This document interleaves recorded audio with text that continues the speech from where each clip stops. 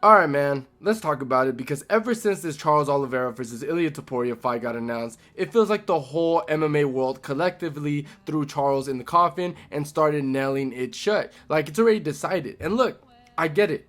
I'm not gonna sit here and act like the doubts aren't baseless. There are plenty of reasons why people think this is a nightmare matchup for Charles. I mean, for starters, let's start with the obvious. Charles is wildly hittable, like comically hittable for someone at this elite level. You don't even need both hands to count how many times he's been dropped. You could probably do it mid-conversation while ordering the coffin. And that's always been his Achilles heel, right? The guy gets touched clean way too often. And now he's facing a dude like Topuria who, let's be honest, has been on a villain arc straight out of a Marvel movie. I mean, the man Ilia, he's not just beating people, he's assassinating legends. I mean, he knocked out Alex Volkanovski, sending Max Holloway to the Shadow Realm. Bro is knocking out your favorite fighters. Let's just say how it is. He's doing it with styled, cold, calculated, no remorse. If this was like a video game, Ilia Topuria is the final boss and he's speedrunning the top 5 with no damage taken. So yeah, I get why people are saying Charles is cooked. Topuria has that aura about him right now. He's the boogeyman, the main character of the UFC, except he ain't the hero. He's walking around with this undefeated swagger telling everybody who's next and knocking out anyone who stands in his way. And Charles, to a lot of fans, he just looks like another step on the path. But here's the thing, man. Even though I agree that this is a dangerous fight for Charles, I don't think it's a done deal. Like, come on, man. Since when has MMA been that predictable? We've seen insane shit happen all the time. Fighters pull off stuff that they have no business doing. And Charles Oliveira, for all his flaws, is one of the most chaotic, unpredictable, and dangerous fighters this sport has ever seen. Because like I just mentioned, Charles has his flaws. We talked about it. He's hittable, he's been dropped, and against someone like Ilia, that is risky. But guess what? This ain't new territory for Charles. That's literally been his whole career. And more importantly, this fight might not be as clean cut as people think, because if you pay attention lately, there's something kind of weird going on with Ilia. I mean, for starters, let's just say how it is. Bro looks small for 155. I mean, we saw that picture of him standing next to Raul Rosa Jr. and here's a newsflash, he's a 135er and not looking like the bigger man. And to me personally, that seems like a red flag, man. You're about to fight a lightweight killer like Charles Oliveira. And I know Ilia's team said some wild stuff like he walks around 190 pounds, but I'm calling cap on that, alright? Maybe they're trying to gas up the size, sell the image, but just look at him. The frame ain't built like a big lightweight. Not like Charles Oliveira. Charles Oliveira is 5'10", long, rangy, and when he's rehydrated, the man is a balloon. Alright, he blooms up. He's huge by fight night. You ever seen those videos of Charles during weight cuts? Dude is suffering, but the second that rehydration kicks in, he looks like a full-blown welterweight. That's the price to pay to make at 155, and to me it pays off. Now here's where it gets interesting. When you've got a smaller guy like Ilia moving up, you don't have to worry about his size, you gotta worry about his physicality. Charles uses his length, his high guard, that upright Muay Thai stance, it makes him look imposing. That's why even Islam had to be careful in the clinch. And if Charles can bully Islam against the cage, even if it was just for a moment, what is he gonna do for Ilia? Because that clinch is where things can get ugly. Charles in the clinch, in my opinion, is a problem. Knees up the middle, that tight grip, elbows snap down.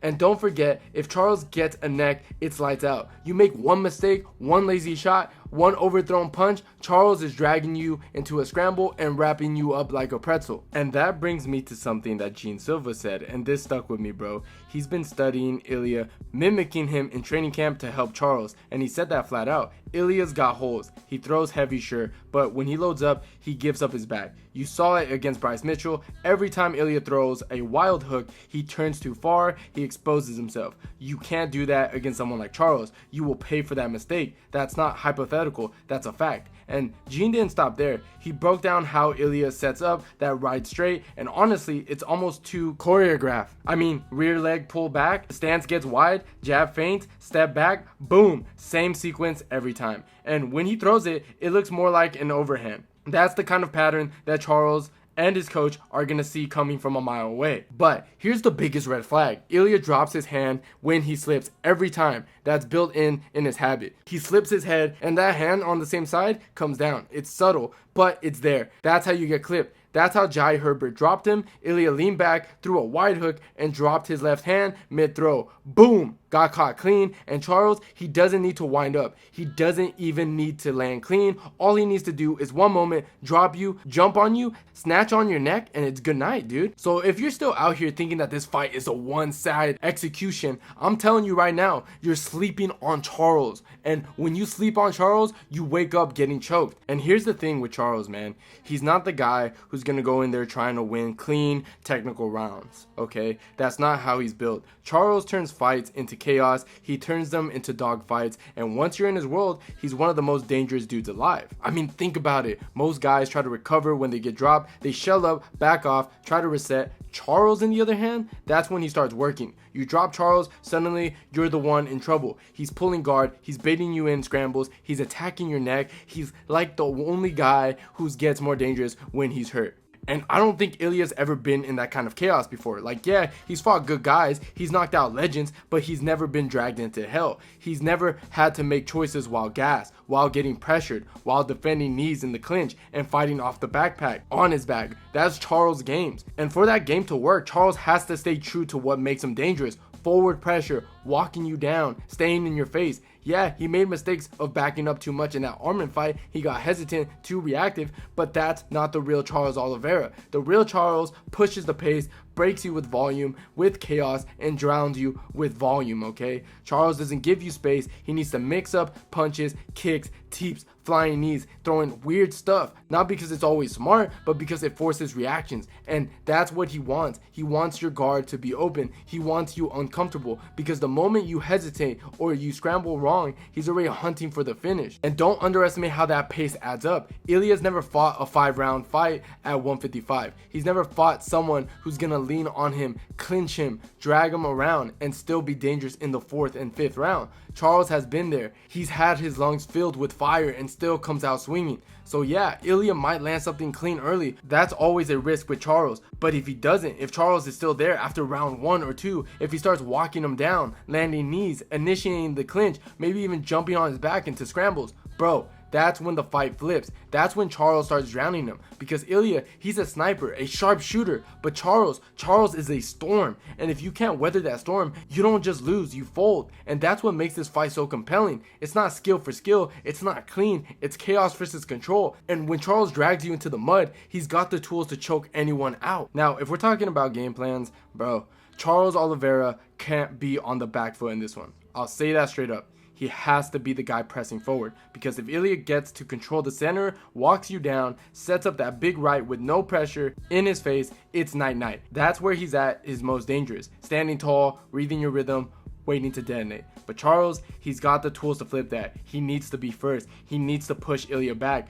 break his rhythm, and take away that sniper setup. Push him towards the cage, jam his hips, clinch him up, and start making it a dirty fight. And once he grabs him, we're in Charles' world, in my opinion. You've seen what he's done to Michael Chandler in those clinch moments. It's not clean, it's not pretty, it's violent. It's tight tie clinch, knees up the middle, drag you down, pulling guard if he needs to, and all of it chips away at your gas tank. That's the key here. I'm not even saying Charles has to get him out there early. I'm saying he needs to slow Ilia down, because Ilia's explosive. He's fast twitch as hell. He fights in bursts, and those guys, they don't always look the same in round 3, round 4, and round 5. That pop usually starts fading. So what does Charles need to do? He leans on him, he needs to wear him down, he keeps the pace just high enough to make Ilia work, even in the grappling, especially in the grappling. Make him scramble, make him defend, make him hold a big 180-pound dude wrapped around his neck while his lungs are trying to catch up. Because let's be honest, we don't really know what Ilia's cardio looks like at 155 in a 5-round war. We know what Charles looks like in hell. We know he can survive the fire and come back swinging. Ilia, we haven't found that out. All his finishes have been in 1st or 2nd round fights. Yeah, he went 5 rounds with Josh Emmett, but he was controlling the tempo. And if Charles is smart, that's what he's gonna test. Not just Ilia's chin, but his lungs. And yo, let's talk about what happens if Charles actually gets Ilia down, because we've been talking about pressure, pace, cardio. But if this fight hits the mat, it's a whole different problem for Topuria. Now, I'm not saying Ilia's clueless down there. Far from it. He's got legit jiu-jitsu. He submitted guys, he controlled positions, and he looks solid off scrambles. But Charles ain't just good with submissions. He's a different breed. We're talking about the most submission wins in UFC history. We're talking about a guy who's making grappling look like art. Violent, chaotic art. Like, bro, if Charles gets you into a scramble, it's not just like, let's wrestle out here. It's panic mode. He snatches necks in transitions. He rolls for arm bars. He's baiting sweeps and jumping to the back. He doesn't need to dominate position to threaten. He just needs a window, a misstep. One bad grip, that's it. And let's be real, Ilia hasn't faced anyone like that yet. Nobody's ever tried to put him in that kind of danger on the ground. Most people are too busy striking with him to even think about testing him in the mat. But Charles, he'll pull guard if he has to. He's that confident. And if he starts dragging Ilia into those deep grappling exchanges, especially late in the fight when fatigue kicks in, that's when you're going to find out what someone's made of. Because you can be good on the ground, and Charles is comfortable there. It's his home. When you're tired, bloody, and dealing with that pace, that's when the subs start sleeping in like quicksands, rear naked chokes, arm bars, triangle chokes, guillotines, and transitions. It doesn't matter. Charles has it all. And if Ilia makes one bad read, one wrong turns in a scramble, bro, that's game. Charles is taking it. Now look, for the 15th time, let me say it out loud and clear, okay? I'm still picking Ilia Topuria. I'm not blind to what this dude brings to the table. He's dangerous, he's disciplined, and realistically, he's probably taking out Charles. But this ain't peaches and creamsville, alright? That's not what the sport is. This is MMA, and if there's one thing I've learned, it's to never count out a guy like Charles Oliveira, ever. I get it, with all the hype trains, I've been guilty of it too. But the idea that Charles has no shot, to me, that's just crazy, okay? That's lazy talk. Anybody who steps into the cage with two hands has a little bit of chaos in their heart. And to me, those guys always have a fighting chance, especially a guy like Charles. That's all I wanted to put out today, not to convince you to change your pick, just to remind you that this fight isn't written in stone. And when you start acting like someone can't win, that's when MMA humbles everyone. But those are just my thoughts on the matter. Let me know what you guys think in the comments down below. And if you enjoyed the video, please leave a like. And don't forget to subscribe to the channel if you haven't already. And like always, guys, I'll see you guys on my next one.